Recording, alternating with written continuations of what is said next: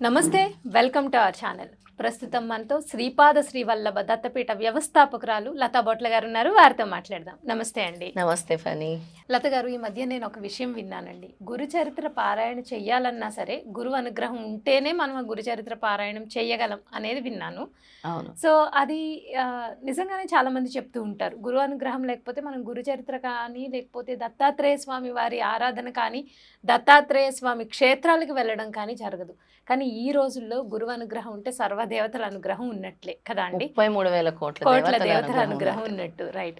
So అసలు గురు చరిత్ర నేను చాలాసార్లు మీరు చెప్పగా విన్నది ఏంటంటే, చాలాసార్లు దత్త ఆలయాల్లో కానీ, దత్త క్షేత్రాల్లో కానీ, లేదు మన పీఠంలో కానీ ఇలాంటి చోట్లే గురు చరిత్ర పారాయణం చెయ్యాలి అంటారు. స్పెసిఫిక్గా అలాంటి చోట్లే పారాయణ చెయ్యాలి అని చెప్పడానికి రీజన్ ఏంటండి? నాది మొదటి ప్రశ్న. రెండవది ఏంటంటే, నేను విన్నది గురుచరిత్ర కొన్ని అధ్యాయాలు చదవడం వల్ల మనకున్న కొన్ని సమస్యలు తొలగిపోవడానికి కొన్ని అధ్యాయాలు చాలా బాగా ఉపయోగపడతాయని చాలామంది గురువులు చెప్తూ ఉంటారు. అనారోగ్య సమస్య అంటే ఈ అధ్యాయం చదువు, ఆర్థిక సమస్యలు అంటే ఈ అధ్యాయం చదువు అని. ఎటువంటి సమస్యలు ఉన్నవారు ఎటువంటి అధ్యాయాన్ని ఎన్ని రోజులు చదవాలి, అటువంటిప్పుడు ఎటువంటి నియమాలు పాటించాలి, నార్మల్గా కూడా గురుచరిత్ర పారాయణం చేసేటప్పుడు ఎటువంటి నియమాలు పాటించాలి? ముందుగా అడిగిన దానికి ఫనీ, గురుచరిత్ర పుస్తకం ముట్టాలంటే స్వామి అనుగ్రహం ఉండాలి. ఖచ్చితంగా ఆ పారాయణం చెయ్యాలి అన్నా కూడా స్వామి అనుమతి ఉండాలి. దత్తక్షేత్రాలను అడుగు పెట్టాలన్నా కూడా స్వామి అనుమతి ఉండాలి. దత్త పీఠాలను అడుగు పెట్టాలన్నా, దత్త గుడుల్లో దేవాలయాల్లో అడుగు పెట్టాలన్నా సంపూర్ణమైన దత్తాత్రేయ స్వామి అనుగ్రహం ఉంటేనే జరుగుతుంది. ఈ గురుచరిత్ర పారాయణం అనేది ఎప్పుడు మీకు పరిచయం అవుతుంది, దత్తాత్రేయ స్వామి ఎప్పుడు మీకు పరిచయం అవుతారు అని అంటే, మీ కర్మలు ఎప్పుడైతే తీవ్రతరం అవుతాయో, నేను భరించలేను, నేను ఇంకా నా కష్టాలను అనుభవింపలేను అన్నప్పుడు స్వామి కొంతమందికి పరిచయం అవుతారు.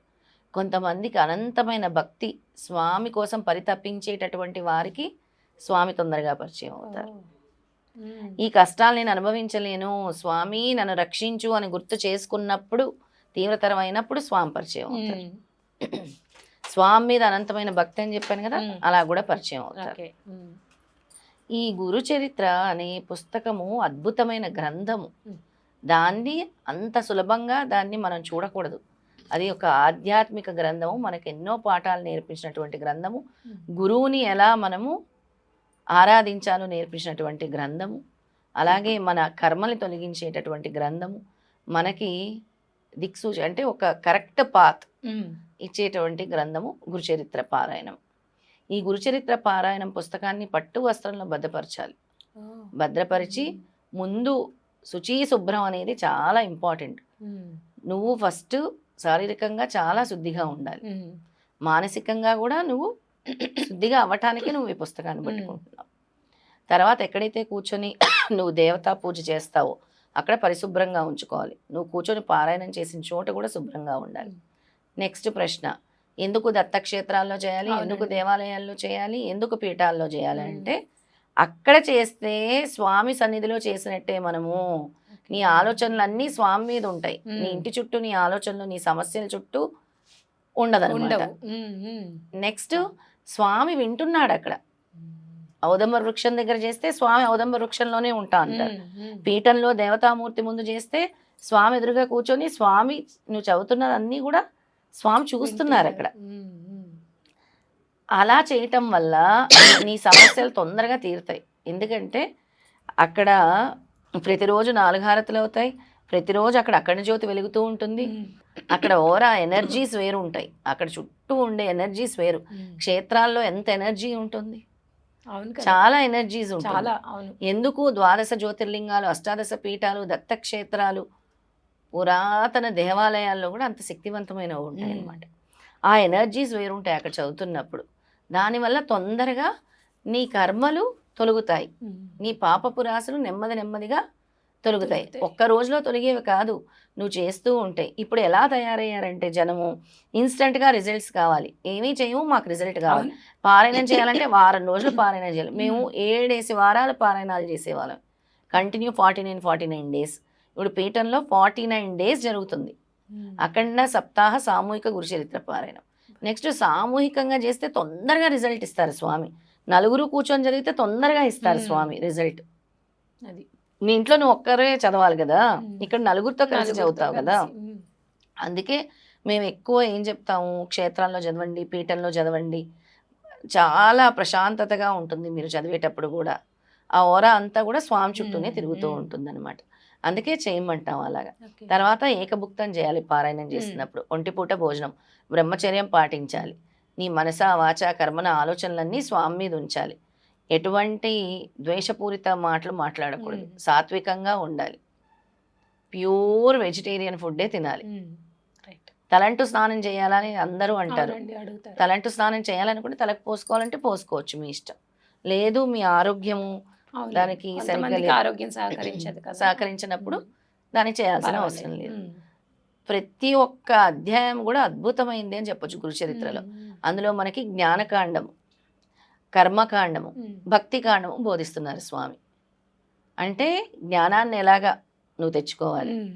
కర్మల్ని ఎలా తొలగించుకోవాలి, భక్తిని ఎలా పెంచుకోవాలని స్వామి నీకు తెలియజేస్తూ ఉంటారు.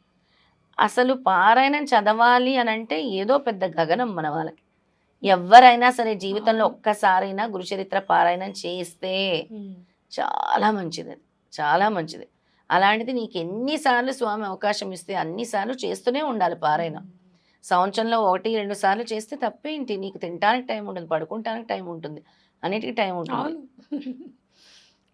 స్వామి కోసం నీ కోసం నువ్వు కేటాయించుకుంటే స్వామి బిజీ అనుగ్రహం బిజీ వస్తుంది. అంటారు సోషల్ మీడియాలో, ఎంత టైం వేస్ట్ ఎంత టైం వేస్ట్ దాని చేస్తారు బదులు అందరూ. స్వామి ముందు కూర్చుని కూర్చొని ఒక గంట, ఎంత ఒక గంట mental peace గంటన్నర ఉంటుంది అసలు. కూర్చొని పారాయణం చదువుకోవాలి. అవును. నేను ఇప్పుడు పీఠంలో కూడా ఈ 49 రోజులు కూడా అందరినీ రండి, మీరు వచ్చి పారాయణం అదే కదా. చేయండి, ఉమ్. మీ సమస్యలను తొలగించుకోండి, తర్వాత మీ లైఫ్ చూడండి ఎలా ఉంటుందో అని చెప్తాను. ప్రతి ఒక్కరికి అదే చెప్తాను. వచ్చి పీఠంలో పారాయణం చేసుకోండి, పారాయణం చెయ్యండి, సిద్ధమంగళ స్తోత్రం చదవండి, మంత్రజపం చెయ్యండి.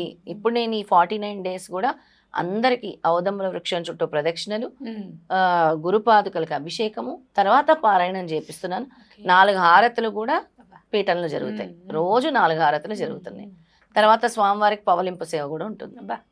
ఇంకా ఇవన్నీ జరుగుతున్నాయి. అద్భుతం కదా అసలు. నేను ఎంత బిజీగా నేను ఇలా వచ్చినా కూడా మా భక్తులు చక్కగా ఆ హారతులను చేస్తూ కూడా ఉంటారు. నిర్వహిస్తారు. అయితే ఎటువంటి సమస్యలు ఉన్నవాళ్ళు ఎటువంటి అధ్యాయాలను పారాయణ చేయాలి ఒకసారి చెప్పండి. చాలా చక్కగా అడిగావు. మనకి హెల్త్ ప్రాబ్లమ్స్ సాల్వ్ అవ్వాలంటే 13వ అధ్యాయము 45వ అధ్యాయం చదవాలి. 13వ అధ్యాయం 40వ అధ్యాయం. అలాగే మనకి భూత ప్రేత పిశాచ బాధలు మ్మ్. ఉంటూ ఉంటాయి, నెగిటివ్ ఎనర్జీస్, అవునవును. మాకు చేతబడి చేశారు, మ్మ్. ఇలాంటివన్నీ అంటూ ఉంటారు. 20-21వ అధ్యాయాలు చదివితే వీటి బాధల నుంచి ఉపశమనం పొందుతారు. అలాగే ఆర్థికంగా ఏ అధ్యాయాలు చదవాలో చెప్తాను. ఆర్థికంగా గనక మీకు బాగుండాలి, బయటపడాలంటే 9, 10, 38వ అధ్యాయం, ఓకే. 9, 10 అలాగే 38. 38 మ్మ్. అధ్యాయాలు చదవాలి.